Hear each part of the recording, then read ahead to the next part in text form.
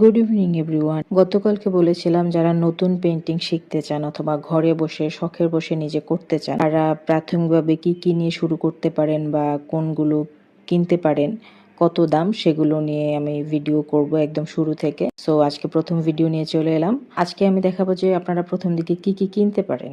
প্রথমে আপনারা কিনবেন হচ্ছে কালার। ও ফেবিক্রিলের এক্রিলিক কালার সেট ইউজ করতে পারেন। এখানে 10টি সেট থাকে। এটার প্রাইস হচ্ছে 380 বা 350 এরকম হবে। সাথে একটি কালার প্লেট যেটার দাম মাত্র 40 টাকা।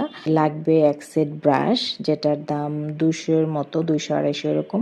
যেহেতু আমি অনেকদিন আগে কিনেছিলাম সো এক্সাক্ট দামটা আমার মনে নেই, তবে এরকম আশেপাশে, মানে একটু বেশি কম হবে।